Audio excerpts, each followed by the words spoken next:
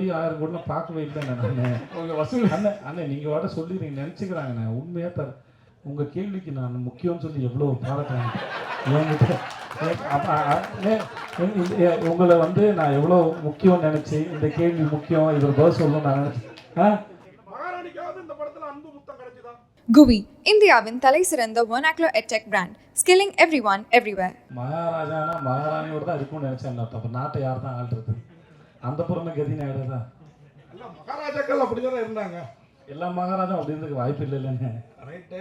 இப்போ 50வது படத்துலேயே அந்த காலத்து மகாராஜா, 75வது 100வது படத்தில் முதல்வர், பிரதமர், கவர்னர், ஜனாதிபதி. அதாவது மகாராஜ் கீழே தான் பதவி. நீங்கள் சொல்கிறது வந்து அது கீழே போயிடுதுல இல்லையா? இல்லை, இந்த காலத்துக்கு தானே மகாராஜாங்கிறது அப்படி யோசிச்சு வைக்கல. எனக்கு இந்த படத்தை மகாராஜன் வச்சதே வந்து ஒரு சாமானிய அவன் முடித்திருத்தும் தொழிலாளி, அவனுக்கு மகாராஜான் பேர் வச்சு அவனை அந்த சீட்டை சிம்மாசனம் ஆக்கினது இல்லை. அது நான் ரொம்ப ரசிக்கிறேன். ஸோ அதனால் டைட்டில் வந்து 50வது படம் அப்படி இருக்கும்னு நினச்சி வைக்கவே இல்லை. அது அமைஞ்சு போச்சு. தயாரிப்பாளரும் சுதன் சார் இருக்கும்னு நாங்கள் நினைக்கல, இயக்குனர் இருக்கும்னு நினைக்கல, அது அமைஞ்சு போச்சு. ஸோ அது வந்து ஒரு இதுவாகிடுச்சு வச்சுக்கோங்க. இந்த மகாராஜா டைட்டில் ஓகே ஸ்ட்ராங்காக எதாக வேணும்னு ஃபிக்ஸ் பண்ணது எங்கள் ப்ரொடியூசர். ஒரு ரேண்டமாக எழுதும்போது மகாராஜான்னு சொல்லும்போது இது வச்சுக்கலான்னு சொன்னார். இல்லை யோசிக்கலான்னு ஒரு 3 இல்லை இதுதான் வேணும் அப்படின்னு சொல்லி ஸ்ட்ராங்காக இது பண்ணது எங்கள் ப்ரொடியூசர். சொல்லுங்கள் சார். பிரயாசத்தில் சார் தேடுறீங்களோ? மேடையில் ஒரு மாதிரி சொன்னீங்க, ஃபோன் எடுக்க மாட்டேங்கிறாருன்ட்டு. இல்லை அவர் அதையும் மறுத்து பேசல. அவர் ஃபோன் எடுக்கலைங்கிறது உண்மை தான். அவர் காசு கொடுத்து படம் எடுக்க சொன்னாருங்கிறது உண்மை தான். எல்லாம் உண்மையை சொல்லிட்டாரு. முக்கியமாக அவருக்கு நிஜமாக நித்தினுக்கு வந்து இன்னும் பேசவோ மறைச்சி பேசவோ தெரியல. நான் சொன்னேன் கொஞ்ச நாள் பழகிடும்டா, இன்டர்வியூலாம் பார்த்து கற்றுக்கூடா, மற்றவங்க எல்லாம் பேசணும் பார்த்து கற்றுக்கோன்னு சொல்லியிருக்கேன். அப்புறம் சார் விஜய் சார், அப்புறம் நீங்கள் காது எல்லார் காதையும் நீங்கள் இருக்கிறீங்க, ஆனால் உங்கள் காதில் கட்டு போட்டே இருக்குது அந்த ட்ரெயிலர். ஆமாம் சார், அதான் சார் படம். பார்த்துட்டு சொல்லுங்கள் சார். ஆனால் என்கிட்ட சொல்லுங்கள் சார், மக்கள்கிட்ட சொல்லாதீங்க சார் ப்ளீஸ். ஒரு நிமிஷம் சொல்லுங்கள் சார்.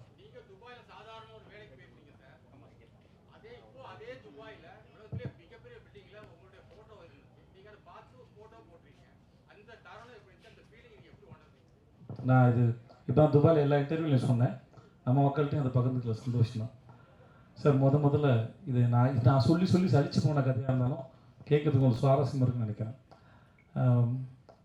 சார். இங்கே ஒரு கம்பெனியில் அக்கௌண்டண்ட்டாக வேலை பார்த்துனேன் சார். அது பேர் GKS enterprises, cement company sir. மாதம் 3500 சம்பளம் சார். இன்னொரு ஃப்ரெண்டு சொல்லி ஹீரோ ஸ்டார்னு ஒரு கம்பெனி இருக்குது, அங்கே துபாயில் வேலைக்கு வராங்க, அங்கே 12,000 சம்பளம்னு சொன்னாங்க, 1000 திராம் சேலரி. என்கிட்ட அப்போ பாஸ்போர்ட் இல்லை. நான் வந்து பாஸ்போர்ட் எடுக்கிறதுக்காக அப்ளை பண்ணினேன். டைம் ஆகிடும், எனக்கு சீக்கிரம் போகணும், 10 நாளில் ஊருக்கு போகணும்னு சொல்லிட்டாங்க சார். அப்போ வந்து நானே என்னோடய degree certificate, ration card, contact certificate எல்லாத்தையும் எடுத்துகிட்டு நேராக கமிஷன் ஆஃபீஸ் போய்ட்டேன். அங்கே ஒரு நல்ல மனுஷன் இருந்தார். எனக்கு யாரையும் எதிர்பார்க்கல. ஏன்னா ஏரியாவில் கவுன்சிலர் பார்க்கணும்னு சொன்னாங்க, காசு கொடுக்கணும்னு சொன்னாங்க. கையில் சுத்தமாக காசு கிடையாது, எனக்கு எதுவும் தெரியாது. அப்போ நான் இருந்தேன். நான் நேராக இதுக்கு எனக்கு யாரும் தெரியாது. நான் நேராக அங்கே போய் இந்த டிபார்ட்மெண்ட் கேட்டு உள்ளே இருந்தது ஒரு நல்ல மனுஷன் இருந்தார். அவர்கிட்ட இதெல்லாம் காமிச்சு, சார் குடும்ப சூழ்நிலைனால நான் வேலைக்கு போகிறேன், எனக்கு இந்த மாதிரி கேட்குறாங்க சார், சீக்கிரம் போகணும் சார். அந்த நல்ல நேரம் அவர் எடுத்தார் பாஸ்போர்ட். அந்த பாஸ்போர்ட் அப்ளிகேஷன் இவ்வளோ வந்துருந்தது சார். அதை எடுத்து என்னோடய அப்ளிகேஷன் எடுத்து, தம்பி நீங்கள் நாளைக்கு காலையில் போயிடுங்க உங்கள் area police station. Area police station போனேன். அவர் வந்து என்னை கேட்டார், உங்களுக்கு கமிஷன் ஆஃபீஸில் ஆள் தெரியுமா? எனக்கு யாரும் தெரியாது. ஆனால் எனக்காக அவர் சொல்லியிருக்கார். பாஸ்போர்ட் கிடச்சிது, வாங்கிட்டு ஊருக்கு போனேன். ஒரு கவர் கொடுத்துருந்தாங்க. அந்த கவரை பார்த்து பட்டேல்னு ஒரு தாத்தா வருவார், அவர் கூட்டிகிட்டு போகிறேன்னு சொல்லிட்டாங்க. அவருக்கு 75 வயசு, எனக்கு 20 வயசு. அப்போது அவர் வந்து நான் 21 வயசு எனக்கு. அவர் வந்தார், விஜய் அப்படின்னாப்புல கூப்பிட்டு போனால். வெளியே வந்தால் பாலைவனத்தில் மழை பெய்யுது. நம்ம துபாயில் பெரிய ஆளாக போகிறோம்டா அப்படின்னு நினச்சி கனவுகளோடு நான் போகிறேன். அங்கேருந்து ஒரு 15-20 நிமிஷம் என்னோடய ரூமு. அது ஒரு 6க்கு 3 பெட் ஒன்று கொடுத்தாங்க. அப்புறம் முடித்தோடனே என்னை நேராக கோயிலுக்கு கூப்பிட்டு போனாங்க. சரி, கோயிலுக்கும் போயிட்டோம், கன்ஃபார்ம் ஆகிடுச்சு நான் பெரிய ஆள் ஆகிறதுன்னு சொல்லிட்டு சாமியை பார்த்து அப்புறமா என்னோடய ஆஃபீஸ் போனேன், முதலாளியை பார்த்தேன். ஸோ இப்படி அப்புறம் ஆனால் நான் நினச்ச அளவுக்கு வாழ்க்கை மாறலை. அது ஓரளவுக்கு குடும்ப வறுமைக்கு சூழலுக்கு அது வசதியாக இருந்தது. நான் சம்பாரிச்சு போனேன். மாதம் 10,000 அனுப்பிட்டு இருந்தேன் நான். ஆனால் அங்கே சுற்றினேன். இப்போ நான் போகும்போது 3 வருஷமும் படித்து முடித்தோடனே குடும்பம் என் மேலே கொண்டு வரணும்னு நினைக்கிறேன். அந்த கனவுகளோட இளமையாக இருந்த காலத்தில் கனவு வந்து டெண்டராக இருக்கும். 20 வயசு எல்லாருக்கும் எதையா சாதிக்க மாட்டேன்னு ஒரு கனவு வந்து டெண்டராக இருக்கும். அதுதான் ரொம்ப ஆழமாக இருக்கும், ஏக்கம் அதிகமாக இருக்கும். அந்த சமயத்தில் நான் சுற்றின தெருக்கள் வந்து துபாயோட தெருக்கள். அங்கே தான் சுற்றிருக்கேன், அங்கே தான் ஏங்கியிருக்கேன். எதையாவது பண்ண மாட்டோமான்னு ஏங்கியிருக்கேன். ஒரு ஆப்கானிஸ்தான் போகிறதுக்கு ஒரு செக்கோஸ்லோவாக்கியா கம்பெனியோட போய் இன்டர்வியூ அட்டன் பண்ணி ஃபஸ்ட் ஒன் செலக்ட் ஆகிட்டேன். அன்றைக்கி எனக்கு சம்பளம் தரதா சொன்னது 75,000 கிடச்சிருந்தா அங்கே தான் போயிருப்பேன் நான். என்னோட அதிகம் படித்தவங்களுக்கு அடுத்த ரவுண்டில் நான் ஃபெயிலியர் ஆகிட்டேன், எனக்கு அது கிடைக்கல. ஸோ இப்போ அதுக்கப்புறம் திரும்பி வந்து பல வருஷம் கழித்து அந்த இடத்துல பார்க்கும்போது நான் அதை எதுவுமே பார்க்கல. நான் அங்கே ஏக்கத்தோடு சுற்றினேன். அங்கே ஒரு வெண்டிங் மிஷின் இருக்கும், அந்த காசு போட்டால் தம்சப்பு அந்த கூல்ட்ரிங்க்ஸ் வரும், அது வெண்டிங் மிஷின். ஒரு தினம் வச்சு இதை செலவு பண்ணலாமான்னு வேணாமான்னு யோசிச்சுட்டேன். ஏன்னா அங்கே இருந்து என்ன மாதிரி பல பேரோட நிலைமை அதுதான். ஏன்னா காசு இஷ்டத்துக்கு செலவு பண்ணிங்கன்னா வீட்டுக்கு பணம் அனுப்ப முடியாது, கொண்டாட்டம்லாம் முடியாது. அங்கே வியாழக்கிழமை ஆனால் எல்லோரும் ஒன்று கூடுவோம், ஒன்றா சமைச்சு பிரியாணி சமைச்சு சாப்பிட்டுட்டு அப்புறம் துணியெல்லாம் துவைச்சி காய போட்டுட்டு சாயந்தரம் ஆனால் அங்கே கிரிக் இருக்கும், அந்த ஊரை பரதுபாய் தேர்தல் இருக்கும். அங்கே போய் சும்மா இருந்துட்டு திரும்பி இவ்வளோ தான் இருக்கும். ரூமை சுத்தம் பண்ணுறதும் பாத்ரூம் கழுவுறதும் சமைக்கிறதும் இவ்வளோ தான் வாழ்க்கை. அது இதை தாண்டி கனவு காண கூட நேரம் இருக்காது. ஸோ அந்த ஞாபகங்கள் தான் வந்துட்டு இருந்தது ஒழிய எனக்கு இது தெரியவே இல்லை இந்த இடத்துல இருக்கணும் பாரு. அப்போது அன்னைக்கு நான் ஏக்கத்தோடு சுற்றின அந்த நாள் வந்து எனக்கு சொல்லியிருக்கு, உனக்கு ஒரு நாள் பரிசு இருக்குடா அந்த இடத்துல. ஸோ ஒவ்வொரு நாள் பின்னாடி வேற ஒரு நாளோட சேர்ந்து ஒரு முடிச்சிருக்கு. ஒவ்வொரு விதைக்கு பின்னாடி ஒரு பெரிய மரம் இருக்குது, அதில் நிறைய பறவைகளுக்கு கூடு இருக்குங்கிறது தெரியாதுல்ல, அது அந்த விதைக்கு தெரியாது இல்லையா? அதை போல தான் ஒவ்வொரு நாளையும் நான் பார்க்குறேன் நான் நினைக்கிறேன். சரிண்ணா, ஆக்சுவலாக நடுவில் வந்து நீங்கள் வந்து ஹீரோவாக இருக்கும்போது மாசாக வந்து எல்லாத்தையும் பண்ணிகிட்டே இருந்தீங்க. அதுக்கப்புறம் திடீர்னு கேரக்டர் வைஸ் இறங்க ஆரம்பிச்சிட்டீங்க. எங்கே இறங்கினேன்னு சொல்லும்போது மாஸ்டர்லேருந்து எல்லாமே அது இறங்கினது இல்லை, அது பேர் முதல்ல வந்து இறங்கினது இல்லை. கேரக்டர் வைஸ் போக ஆரம்பிச்சிட்டீங்க ஹீரோவாக. கண்டிப்பாக கிடையாது, அந்த அப்ரோச் இல்லைன்னு சொல்ல வரேன். நீங்கள் வில்லன் இல்லாமல் ஹீரோ இல்லை, தீமை இல்லாமல் நன்மையின் அருமை தெரியாது, வெயில் இல்லாமல் நிழல் தெரியாது, அவ்வளோதான் கணக்கே ஒழிய அது ஈக்குவல், அது பேலன்ஸ். என் கணக்கு அதுதான் ஒழிய நான் வில்லனாக பண்ணும்போது உங்களை எவ்வளோ என்டர்டெயின் பண்ணுறேங்கிறது ரொம்ப கவனமாக இருந்தேன். நான் வில்லனாக பண்ணி உங்களை போர் அடித்து ரொம்ப அவசியம் க்ரியேட் பண்ணிட்டேன்னா நான் ஹீரோ நடிக்கிற படங்கள் அது பாதிக்கும். ஆனால் நான் வில்லன் அடிக்கும்போது எவ்வளோ தூரம் என்டர்டெயின் பண்ணலாங்கிறது தான் கணக்கு, என்னவாக இருந்தாலும் சரி. அது போகிற போக்கில் பண்ணலன்னு சொல்லுவாங்க, வேறு ஒன்றும் இல்லை. இல்லை 50-50 வந்து எல்லாருக்குமே மிக முக்கியமாக தருணமாக இருக்கும். ஏன்னா 50வது படம் என்ன திரும்பி பார்த்தா அது பேசணும் அப்படின்னு இருக்கும்.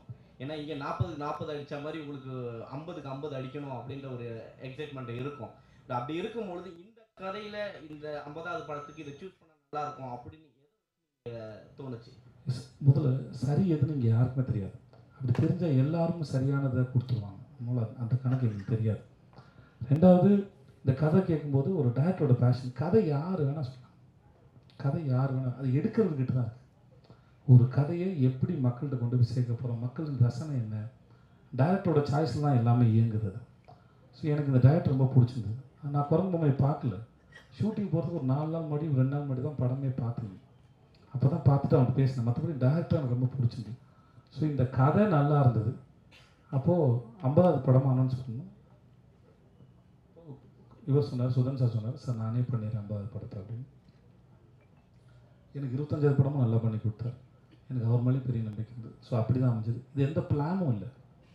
அப்புறம் எனக்கு வந்து 50வது படம் நல்லா ஓடணும்னு நினச்சா அப்போ 49, 51வது படம் நல்லா எல்லா தயாரிப்புகளும் பணம் போட்டு எடுக்கிறாங்க.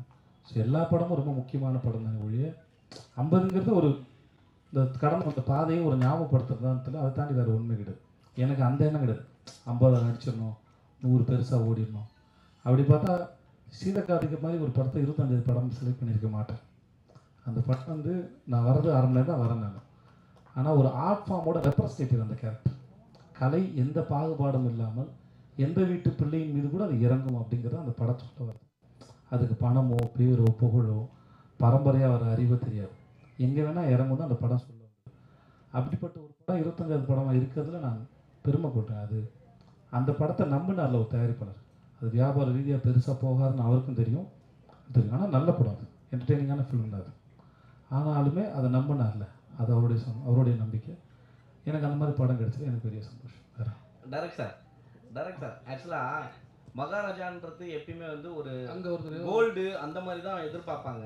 பட் ஆனால் நீங்கள் மகாராஜாவில் ஃபுல்லாக பிளட்டாகவே இருக்குது.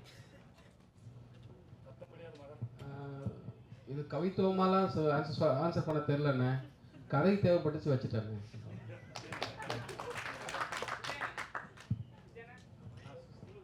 சொல்லுங்கண்ணே.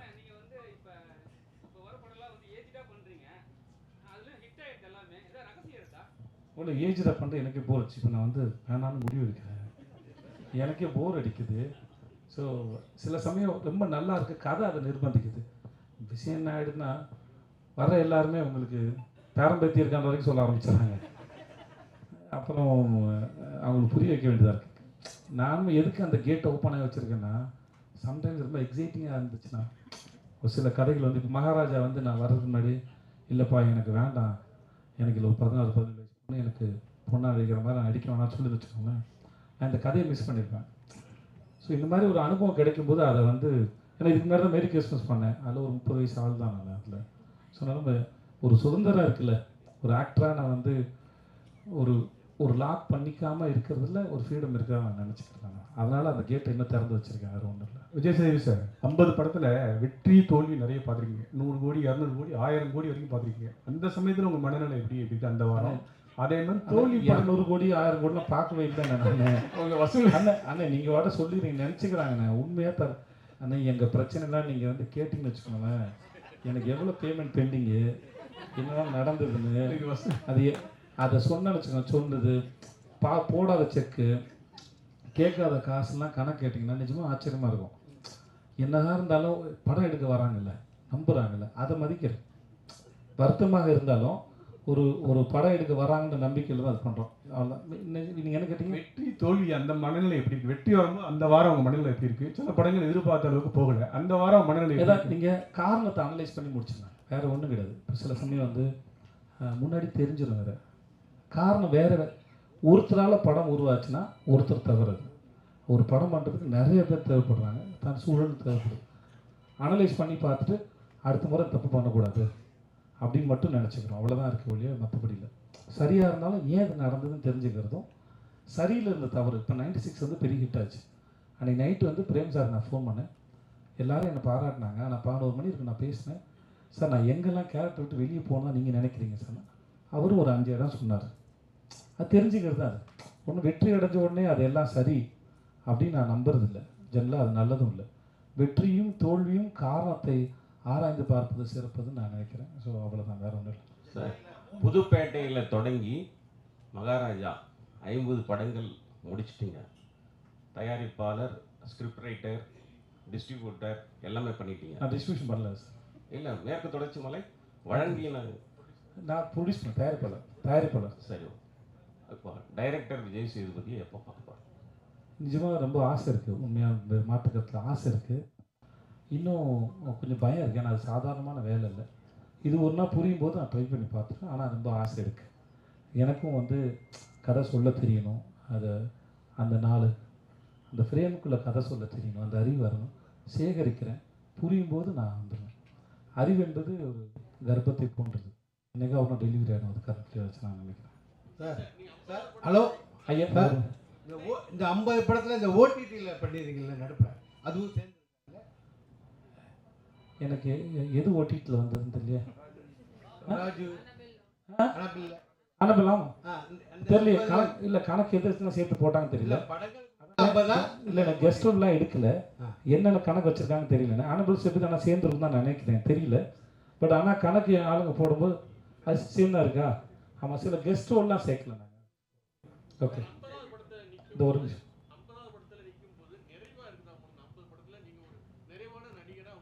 சார் நிறைவு அடையலை சார், நிறைவு அடைஞ்சிட்டா அது முடிஞ்சு போச்சுன்னா சார், அது ஸ்டேட்மெண்ட்டுக்காக சொல்லலை சார்.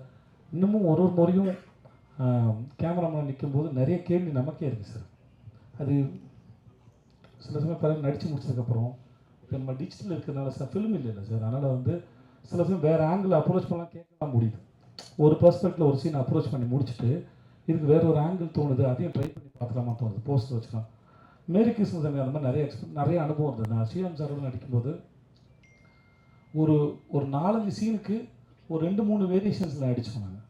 ஸ்ரீராம் சார் எப்படின்னா அவர் ரொம்ப ஓப்பனாக இருப்பார்.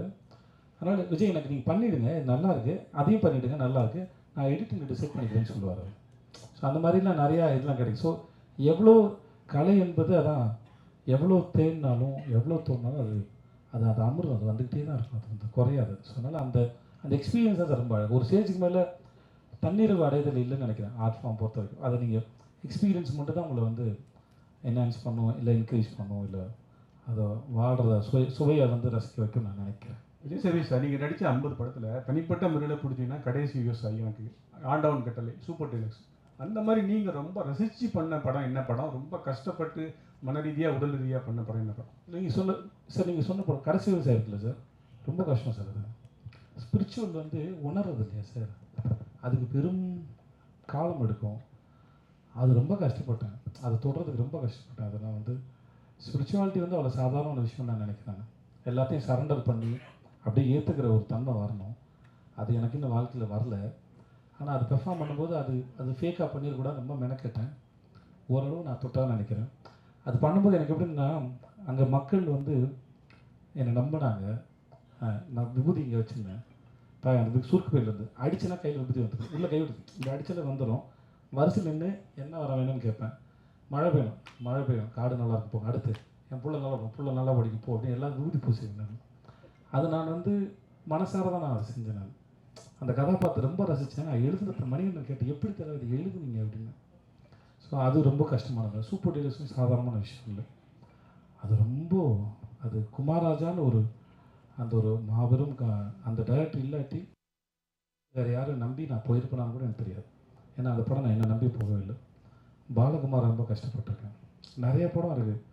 அது சில சமயம் உங்களுக்கு படமாக தெரியாது, சில சீனில் போய் நிற்கும்போது எம்டி ஆகிடும். ஒரு இறைவி பண்ணும்போது காத்துட்டு நான் கேட்டிருக்கேன். ஒரு சீன் பாவி அடித்து கொள்கிற சீன் ஒன்று இருக்கும். அன்றைக்கி எனக்கு வாழ்க்கையிலையும் பிரச்சனை இல்லை, ஒன்றுமே இல்லை. ஆனால் நடிக்க வரல, அன்றைக்கி நடிக்க வரல. நான் சொன்னேன், தலைவா நடிக்க என்னன்னு தெரியல, வரல தலைவா, மைண்டில் ஒன்றுமே இல்லை தலைவா, வீட்டில் சண்டை இல்லை, எந்த பிரச்சனையும் இல்லை தலைவா, கடன் தொல்லை இல்லை, ஆனால் ஏன் தெரியல தலைவா, மைண்டு ரொம்ப எம்டியாக இருக்குது, நீங்கள் ஒரு நாள் மட்டும் என்னை பொறுத்துக்கிட்டு எதாவது காப்பாற்றுங்க. அன்றைக்கி வேறு சீன் எடுத்தார், அந்த சீன் எல்லாம் நடிக்க முடியல. ஸோ இந்த மாதிரி ஒரு படம்னு இல்லை, ஒரு கேரக்டர் இல்லை, சில சமயம் ரொம்ப சாதாரணமான விஷயம். கூத்துப்பாட்டில் முதல்ல போகும்போது நீங்கள் நடிகரானு உங்களை அப்சர்வ் பண்ணுறது செக் பண்ணுவாங்கன்னா இன்ச்சு பேர் சுவிட்சு போடுன்னு சொல்லுவாங்க. சாதாரணமாக சுவிட்சு போட்டு போயிடும்ல, 10 பேர் முன்னாடி உட்காந்துக்கும் இன்ச்சு சுவிட்சு போடும்போது ரொம்ப கான்சியஸ் ஆகிடும். அதுவே நடிப்பு தான் சொல்லப்படுது. ஸோ நடிப்புங்கிறது மிக அற்புதமான காட்சியோ கஷ்டமான காட்சியோ அழுது நடிக்கிறவங்க எல்லாமே அதுக்குள்ளே பொருந்தும், அந்த நிலையில் உட்காரதான் பொருந்தும். ஸோ அப்படி எல்லாத்தையும் சாதாரணமாக எடுத்துக்க முடியல. இப்போ இந்த படத்துலேயே சில காட்சிகள்லாம் இருக்குது, நான் ரொம்ப கஷ்டப்பட்டேன். இப்போ நீங்கள் கல் தூக்கி போடுறது பார்த்தீங்களா, ஒரு கடைசியில் ஒன்று பார்த்தீங்களா, அதில் நீங்கள் படம் பார்க்கவும் தெரியும், அவ்வளோ எக்ஸ்பிரஷன்ஸ், அதில் அவ்வளோ கணக்கு இருக்குது. நீங்கள் கதை பார்த்துட்டு வரும்போது அந்த இடத்துல உங்களுக்கு அத்தனை சேர்ந்து வந்துடணும். நான் அதை தொட்டுடணும் உங்களுக்கு. நான் அதை கொடுக்கலன்னா அந்த இடத்துல நான் என்னென்ன வந்து ஏமாத்துக்கிறேன்னு அர்த்தம். ஸோ அதனால் இப்படி எல்லாத்துக்கும் ஒரு கணக்கு இருக்குன்னு சொல்லுவாங்க, வேற ஒன்றும் இல்லை. விஜய் இங்கே ஹாய்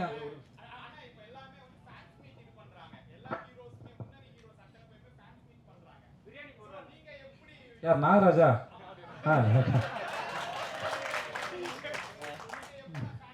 ஏண்டா இவ்வளோ ட்ரெய்லர் போட்டு இவ்வளோ பேசுங்க தம்பி. நான் முன்னாடி பண்ணிகிட்டு இருந்தேன்டா, 2013, 14, 15 பண்ணிகிட்டு இருந்தேன் நினைக்கிறேன். அப்போது எனக்கு வந்து ஒரு ஸ்டேஜில் பயம் வந்துடுச்சு, முதிர்ந்து வராங்க, யாருக்காவது அடி போட்டும் பயம் வந்துச்சு. அதனால் ஒரு ஸ்டேஜ் நிப்பாட்டிட்டாங்க. எல்லோரும் வேறு ஊர்லேருந்து வராங்களா, வேனில் வராங்க, இருக்கா மற்றவங்க யாருக்கும் அக்கறை இல்லை அப்படி சொல்லி தயவுசெஞ்சு அப்படி எடுத்துக்காதீங்க. என்னுடைய சொந்த பயம் அது. அதனால தான் ஆடியோ லான்ச்சுக்கு யாரையும் கூப்பிட்றதில்ல, அங்கேருந்து பாருங்கள் போதுமானதான் இருக்கும், அந்த மாதிரி ஒரு காரணம்.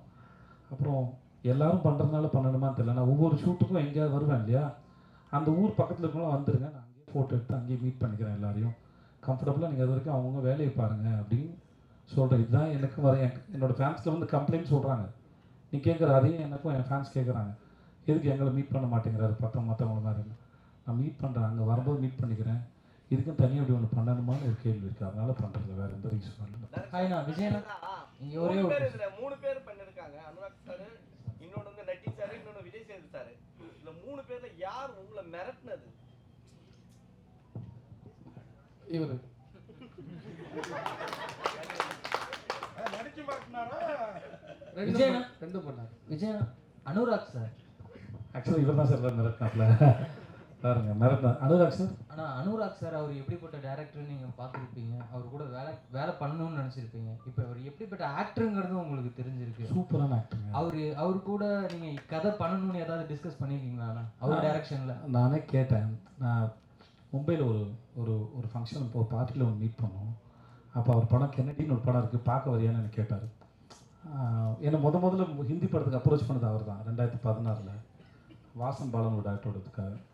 அப்போது படம் காமிச்சார். நானும் இன்னொரு ப்ரெஸ்ஸில் அவருக்கு ஒரு நண்பர் இருந்திருக்காரு, ரிப்போர்ட்டர், அவரும் நானும் தான் படம் பார்த்தோம். முடிச்சுட்டு 3 பேரும் பேசிட்டு இருந்தோம்.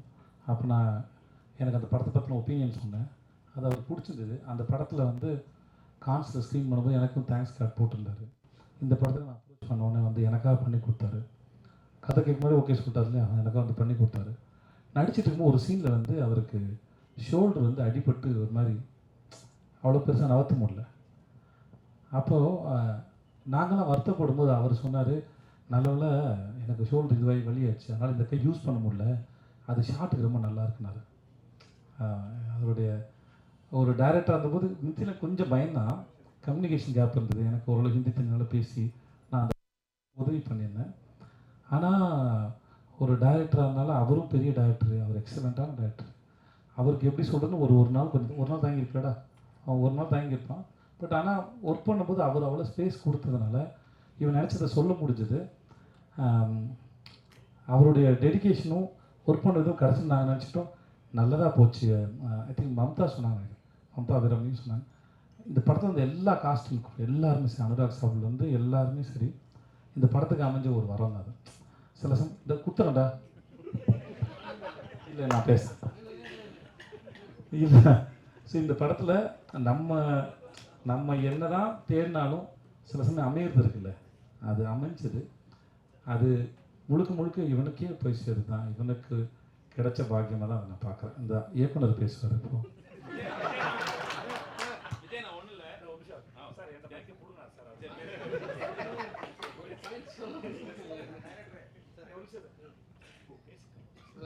அனுராக் சார் ஒரு சீனில் படியில் விழணும். அவர் பாடி ரொம்ப ஃபேட்டாக இருக்கும். நமக்கு அது ரொம்ப சார் நீங்கள் லைட்டாக விழுற மாதிரி பண்ணிக்கங்க, டூப் வச்சு மேட்ச் பண்ணிக்கலாம் அப்படின்னு சொல்லி நமக்கு அது தெரியல. ரொம்ப பிடிச்ச மனுஷனால ஒரு மாதிரி ஒட்டிக்கிட்டு குழந்த மாதிரி ஒட்டிக்கிட்டு அவர் பார்த்துட்டு ஏதோ பண்ணிட்டு இருந்தேன். கேமரா சரி சும்மா படுங்க சார், சும்மா ஒரு கியூ மட்டும் கொடுங்க அப்படின்னா டப்புனு விழுந்து பொருளிட்டாரு.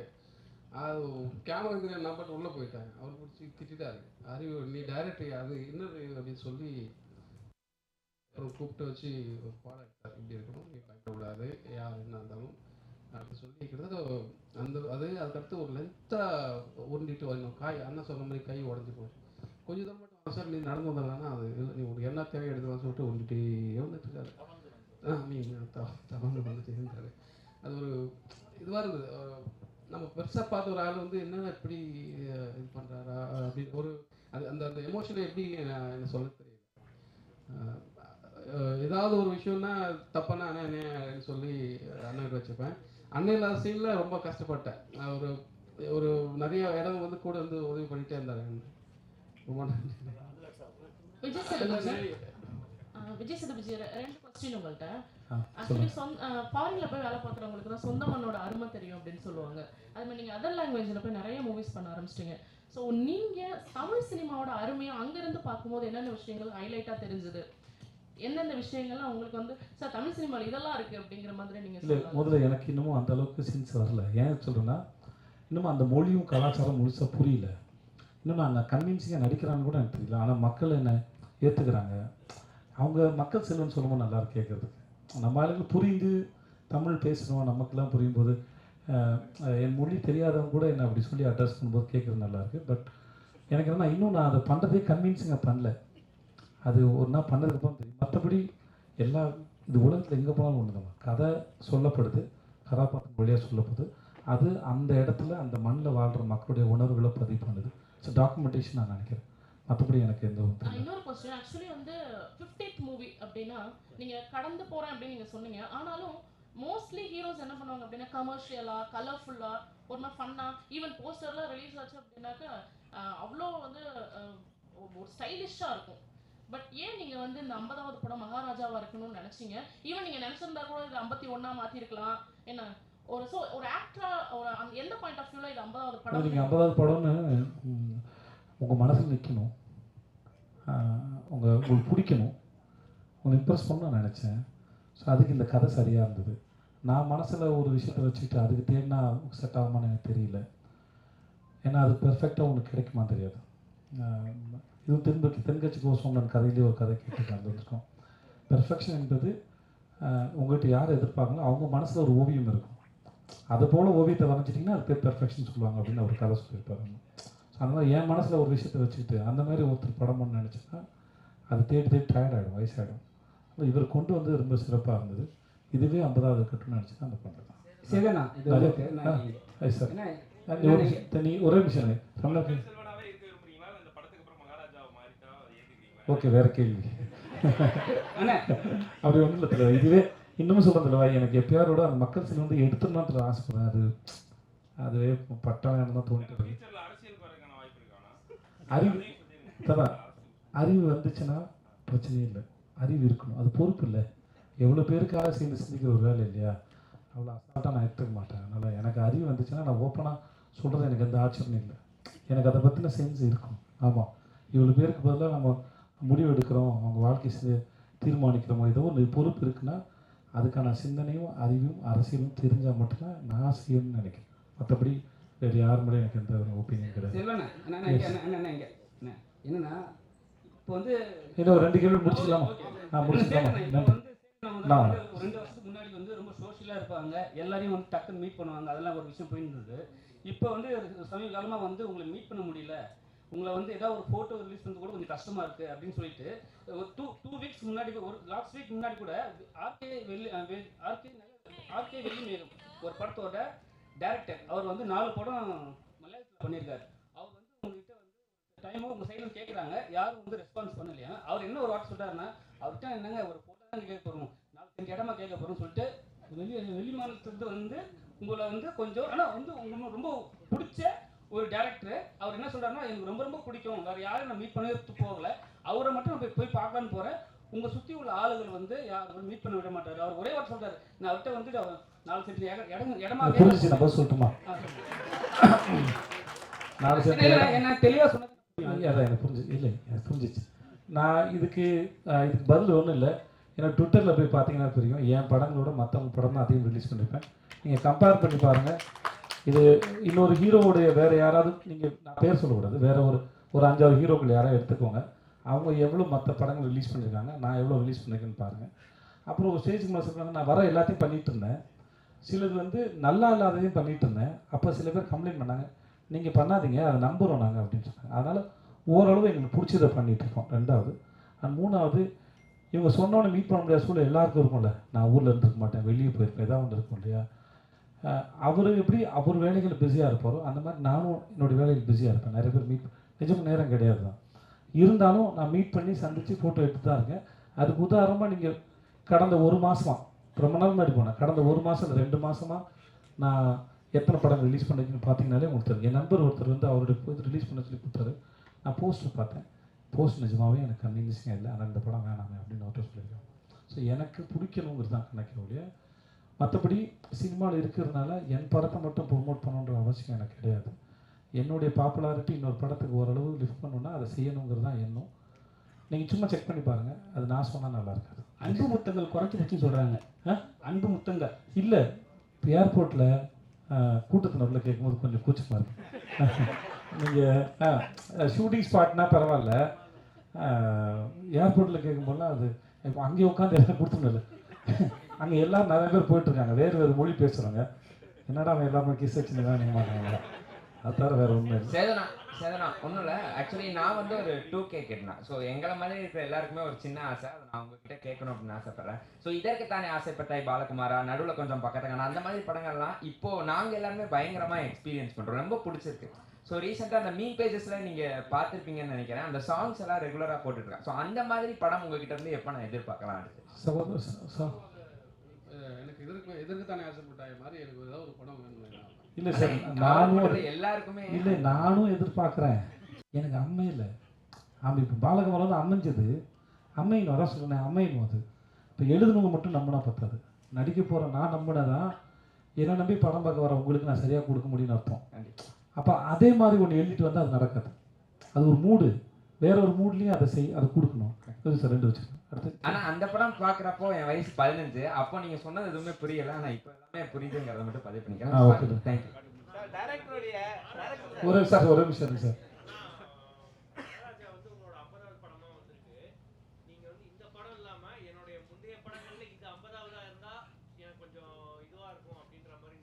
இல்லை அப்படி எதுவும் யோசிக்கலாம்.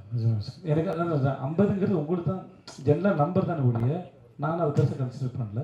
எல்லா படத்தோட வெற்றி முக்கியம். கடைசியாக முடிச்சுக்கலாம் சார். சார் மகாராஜாவை மட்டுமே கேட்டுட்டு இருக்கோம், மகாராணி வருத்தப்பட போறாங்க. அது கேளுங்க சார், ஒரே நிமிஷம். இவர் ரொம்ப நேரம் ஒரு பெரிய மனுஷன் கேட்டே இருக்காரு, பதில் சொல்லுங்க. நீங்கள் கேளுங்க. மொத்தமாக வெள்ளை கலர் டை அடிச்சு வந்துருக்கீங்க நினைக்கிறேன், இல்லைண்ணா?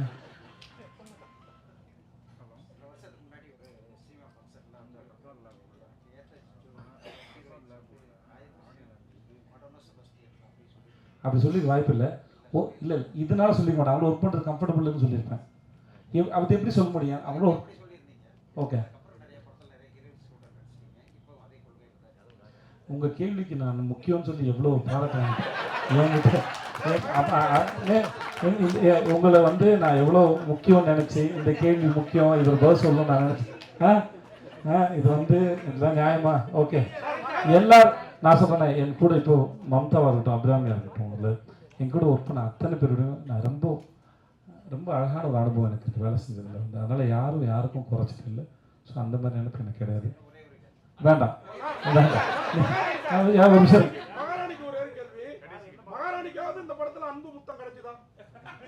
அது கரெக்ட். இதுக்கு வந்து இல்லை நீங்கள் படம் பாருங்கள், தெரியும் மகாராணி யார் இந்த படத்தில் உங்களுக்கு. GUVI, இந்தியாவின் தலை சிறந்த vernacular edtech brand, skilling everyone everywhere.